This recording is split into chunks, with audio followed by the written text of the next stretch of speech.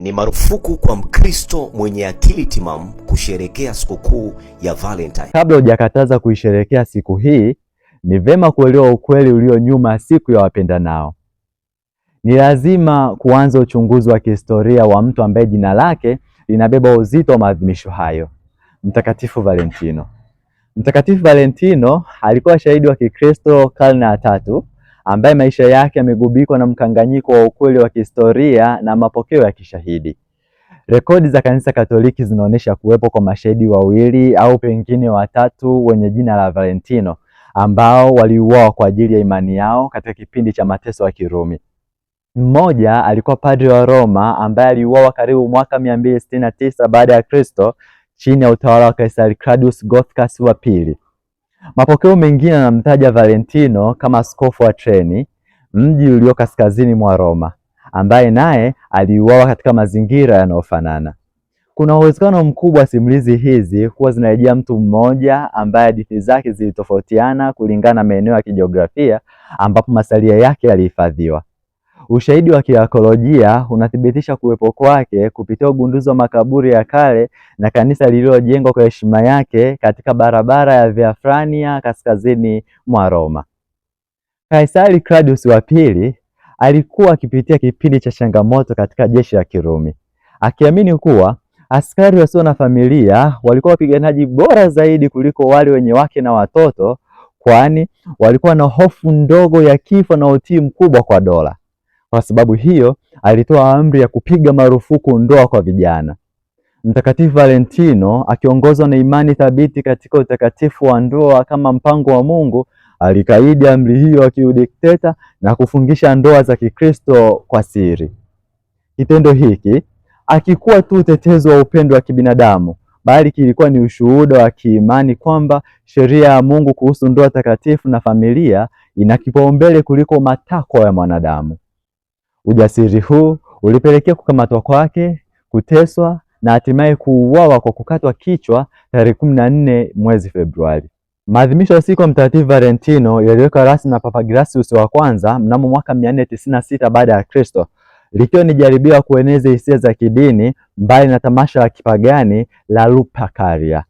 Lupercalia lilikuwa ni tamasha la uzazi lililofanyika katikati ya mwezi Februari ambalo lilihusisha matendo yasiyo na staa na ushirikina wa kipagani. Kwa kuitangaza tarehe 14 Februari kama sikukuu ya Mtakatifu Valentino, kanisa lilitaka kuwapa waamini kielelezo cha upendo safi wa kinidhamu na uliojikita katika uaminifu wa Kikristo tofauti na anasa za kipagani. Katika mazingira ya sasa Kanisa Katoliki, kuna mkanganyiko kuhusu kwa nini jina Mtakatifu Valentino alihitaji kwa nguvu katika liturujia ya ulimwengu wote. Mnamo mwaka 1969, wakati wa marekebisho ya kalenda ya Roma, General Roman Calendar, jina la Mtakatifu Valentino liliondolewa katika orodha ya watakatifu wanaoadhimishwa kwa lazima ulimwenguni kote. Sababu kuu ya uamuzi huu haikuwa kutilia shaka utakatifu wake, bali ulikuwa ni ukosefu wa taarifa za kutosha za kihistoria zinazoweza kuthibitisha kisayansi kuhusu wasifu wake binafsi. Kanisa liliamua kutoa kipaumbele kwa watakatifu Cyril na Methodius ambao ni walimu wa imani na walinzi wa Ulaya, ambao sikukuu yao pia huangukia tarehe 14 ya mwezi Februari. Hata hivyo, Mtakatifu Valentino anaendelea kutambulika kama mtakatifu rasmi katika orodha ya mashahidi wa Roma na anaendelea kuheshimiwa kama msimamizi wa wapendanao, wachumba na ndoa zenye furaha. Katika maeneo ambapo kuna ibada maalum kwake au katika parokia za masalia yake kama vile kanisa la Whitefriars Street huko Dublin au kanisa la Santa Maria in Cosmedin mjini Roma, misa maalum inaweza kuadhimishwa kwa heshima yake. Kwa kawaida, hii ina maana kwamba ingawa siku hiyo haina hadhi ya sikukuu ya kiliturujia, inasalia kuwa fursa ya kiroho ya kutafakari fadhila ya upendo wa kidhabihu kupitia maombezi ya mtakatifu huyu. Ni sikukuu ya kipepo na ni sikukuu ya kishetani. Siku hiyo shetani amejiandaa kwa ajili ya kuvuna nafsi za watu. Uzinzi utatendeka sana siku hiyo. Mtumishi huyu wa Bwana kwamba siku ya wapendanao inahusishwa na pepo na mashetani kutokana na vitendo vya uzinzi, inahitaji uchambuzi wa kina wa maana ya upendo katika teolojia ya Kikristo. Papa Benedikto wa 16 katika waraka wake wa Deus Caritas et, Mungu ni upendo, Anatoa mwanga muhimu kuhusu mvutano iliyopo kati ya aina tofauti za upendo. Upendo kati ya mwanaume na mwanamke unaojulikana kwa lugha ya Kilatini kama eros, mara nyingi huchukuliwa kama hamu ya kimwili na hisia kali. Katika ulimwengu wa kisasa, eros imepotoshwa na kugeuzwa kuwa bidhaa ya kibiashara na anasa, jambo ambalo Papa Benedikto wa 16 analitaja kama udhalilishaji wa kimwili. Upendo wa kweli wa Kikristo kwa upande mwingine unategemea neno agape, ambalo linamaanisha upendo wa sadaka, usio na ubinafsi na unaotafuta heri ya mwingine bila kutarajia malipo. Benedikto wa 16 alisisitiza kuwa eros na agape hazipaswi kutenganishwa. Eros bila agape inakuwa ni tamaa mbaya, yaani uzinzi, wakati agape bila eros inaweza kuwa ni kavu na isiyo na uhai wa kibinadamu. Kanisa halipingi upendo wa kimapenzi, badala yake linaotaka upendo huo utakaswe, uimarishwe na kuelekezwa katika uaminifu wa kudumu ndani ya ndoa. Wakati watu wanapotumia siku wapendanao kama kisingizio cha kufanya uzinzi, wanakuwa wamepoteza maana halisi ya upendo na kuingilia kati kile ambacho Papa Francis anachokiita utamaduni wa vitu vinavyoweza kutupwa. Katika waraka wa furaha ya upendo, Papa Francis anabainisha kuwa upendo wa kweli ni uamuzi wa moyo, si hisia inayopita. Hivyo, madai ya uovu kutendeka siku hii yana ukweli pale tu ambapo binadamu anachagua kutumia vibaya uhuru wake na kugeuza zawadi ya Mungu, yaani upendo, kuwa chombo cha dhambi. Sehemu kubwa ya kero inayotokana na siku ya wapendanao inahusisha shinikizo la kimali, materialism. Katika jamii ya kisasa, siku ya wapendanao imekuwa sherehe ya kibiashara ambapo thamani ya upendo inapimwa kwa gharama ya zawadi inayotolewa. Hali hii inasababisha migogoro katika mahusiano pale mmoja anapohisi kutoshelezwa kimali, kama inavyoelezwa na watu wengi kwamba wanawake wanakasirika sana wasipopewa zawadi katika sikukuu hii. Kwa mtazamo wa Kikatoliki, zawadi na umuhimu wake wa kisakramenti.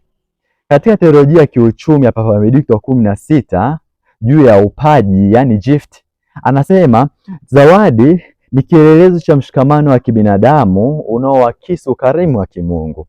Hata hivyo, Mkatoliki anaitwa kufanya mazoezi ya fadhila kuu 4 katika masuala ya zawadi. Mosi, hekima, prudence. 2, haki, justice. 3, kiasi, temperance. Na 4, ujasiri, fortitude. Fadhila ya kiasi inamzuia muamini kujiingiza katika matumizi ya kifahari yanayopita uwezo wake au yale yanayolenga kuleta sifa za kidunia pekee. Fadhila ya haki inamkumbusha muamini kuwa upendo hauwezi kununuliwa na kwamba zawadi ya kweli ni kutoa nafsi ya mtu kwa mwenzake kupitia muda, kusikilizana na msaada wa kiroho. Sikia hii. Ikiwa mahusiano yako yanaingia katika hatari kwa sababu ya kukosekana kwa zawadi za kimwili, ni ishara ya kwamba mahusiano hayo hayajajengwa juu ya misingi ya Kikristo ya upendo wa kweli, bali juu ya ubinafsi. Nchini Tanzania, Baraza Maaskofu Katoliki TEC limekuwa likisisitiza umuhimu wa kulea familia na vijana katika maadili ya Kikristo. Ingawa hakuna waraka maalum wa TEC unaopiga marufuku siku wapendanao, msisitizo wa jumla wa kichungaji ni kuzuia mmomonyoko wa maadili unaoendana na sherehe hizi za kidunia. Katika jamii ya Kitanzania, siku wapendanao mara nyingi hutumiwa na vijana kama kisingizio cha kujiingiza katika ngono kabla ya ndoa na ulevi, mambo ambayo kanisa linapinga vikali. Viongozi wa kanisa nchini Tanzania kupitia idara ya mawasiliano na idara ya utumishi wa walei wamekuwa wakitoa miongozo inayowataka waamini kuiona siku hii kama fursa ya kuhudumia wenye mahitaji, yatima na wajane. Badala ya kutumia fedha nyingi katika anasa za usiku, Mkristo anahimizwa kuonyesha upendo wa agape kwa kugusa maisha ya wale ambao hawana wa kuwapenda. Hili linalingana na fundisho la Papa Benedikto wa 16 kwamba upendo kwa jirani ni njia ya kumshuhudia Mungu. Ujumbe hivi karibuni kutoka kwa rais wa TEC, Askofu Wolfgang Pisa na viongozi wengine unasisitiza kuwa kanisa nchini Tanzania linapaswa kusalia kuwa chumvi na nuru katika ulimwengu uliopotea kimaadili. Hii inamaanisha kuwa Mkatoliki wa Tanzania Hapaswi kufuata muundo wa kidunia wa kusherehekea kwa anasa, bali anapaswa kuwa mfano wa upendo safi na wa dhati unaoheshimu mwili kama hekalu la Roho Mtakatifu. Swali la msingi linabaki kwetu kwamba Mkristo Mkatoliki asherekee ama asisherekee siku ya Valentine's Day. Swala la kwamba Mkristo Mkatoliki asherekee ama asisherekee sikukuu ya wapendanao linajibu yenye pande mbili. Ndiyo, anaweza kuisherekea akiwa na lengo la kumwenzi Mtakatifu Valentino na fadhila ya upendo wa Kikristo, na hapana, asisherekee ikiwa maadhimisho hayo yanahusisha vitendo vya dhambi ama kufuata mkumbo wa kidunia unaomwacha Mungu kando. Jinsi ya kusherekea Valentine Day kama Mkristo Mkatoliki: mosi, kushiriki misa takatifu. Siku ya tarehe 14 Februari ni fursa nzuri kwa wanandoa na wachumba kuhudhuria misa, kumshukuru Mungu kwa zawadi ya mwenza na kumwomba neema ya uaminifu. Hii inatupa fursa ya kuitakasa siku hiyo mbali na ushawishi wa kishetani. Mbili, kutoa zawadi zenye maana ya kiroho. Badala ya kufuata tu shinikizo la zawadi ghali, Mkatoliki anaweza kutoa zawadi zinazomjenga kiimani kama vile Biblia, kadi zenye haya za maandiko. Na kwa kuwa tunakaribia kipindi cha Kwaresima, mnunulie mpenzi wako soft copy ya kitabu hiki cha Ifanye Kwaresima Yako Isiyo ya Mazoea, na ni bei ndogo tu ya shilingi 5,000, na maelezo ya kukipata ni hayo hapo juu unayoyaona kwenye screen. Au nenda mkafanye tendo moja la huruma kwa pamoja. Namba 3, kuhusisha urafiki na undugu. Siku hii isiwe tu kwa ajili ya mahusiano ya kimapenzi. Ni siku ya kuonesha upendo kwa wazazi, watoto, marafiki na wahitaji. Huu ndio upendo unaoenea katika jamii nzima. Na 4, maombi ya maombezi. Kutumia sala maalum ya Mtakatifu Valentino ili kuombea vijana wanaojiandaa kwa ndoa na wale wanaopitia changamoto katika mahusiano yao. Maelezo ya mtumishi huyu wa Bwana kuhusu kwamba sikukuu hii ni sikukuu ya Shetani yana uzito pale tunapozingatia jinsi ulimwengu unavyotumia siku hii kuhalalisha uzinzi. Kanisa Katoliki inafundisha kuwa upendo hauwezi kutengwa na ukweli na sheria ya Mungu. Mkristo anapaswa kuepuka maeneo na mazingira yanayochochea ushawishi wa dhambi kama vile kumbi za starehe zisizo na staha au matumizi mabaya ya mitandao ya kijamii siku hiyo. Amri aliyoitoa Yesu Kristo ni upendo wa kila siku. Kwa nini mmeweka iwe tarehe 14 mwezi wa pili? Vile vile ni muhimu kutambua kuwa kupendana kila siku ni fundisho la msingi la Kikristo. Hata hivyo, kuwa na siku maalum ya kutilia mkazo fadhila fulani ni utamaduni wa kikanisa, kama vile siku ya mama, siku ya baba au siku ya maskini duniani. Tatizo si siku yenyewe, bali ni moyo na nia yanayoadhimisha. Ikiwa muamini ataitumia siku hii kumkaribia Mungu na kuimarisha kifungo cha upendo mtakatifu, basi ameshinda nguvu za giza na kumwenzi Mtakatifu Valentino kama shahidi wa kweli. Siku ya Mtakatifu Valentino ina asili ya utakatifu na ushahidi, ikiwa ni ushuhuda wa ujasiri wa kutetea ndoa na familia dhidi ya udhalimu wa dola. Ingawa imevamiwa na mawimbi ya ubepari na upotoshaji wa kimaadili, Mkatoliki ana uwezo wa kuikomboa siku hii na kuifanya kuwa fursa ya uinjilishaji.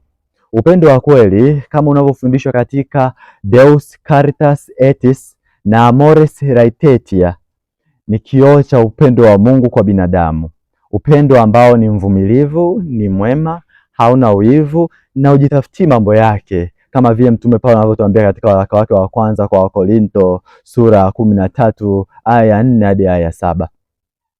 Kwa waamini nchini Tanzania, wito ni kubaki imara katika maadili, kuepuka dhambi ya uzinzi ambayo inaharibu utu na uhusiano na Mungu, na kuitumia tarehe 14 Februari kama siku ya kutenda mema na kuimarisha familia ambazo ndizo msingi wa kanisa na taifa. Kama Mkristo Mkatoliki, uamuzi wa kusherehekea siku hii unapaswa kuendana na dhamiri inayofundishwa vyema, inayotanguliza Kristo na kuwatumikia wengine kwa upendo wa dhati. Kwa kufanya hivyo, madai ya kwamba ni siku ya Shetani yanabatilishwa kwa mwanga wa ukweli wa Injili, na Mtakatifu Valentino anasalia kuwa mwombezi mwaminifu kwa wapendanao katika safari yao ya kuelekea mbinguni.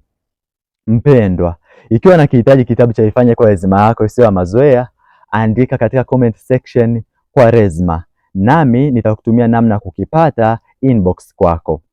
Ni mimi mtumishi wenu mdogo nisiyestahili, Oscar Mkatoliki. Tumsifu Yesu Kristo.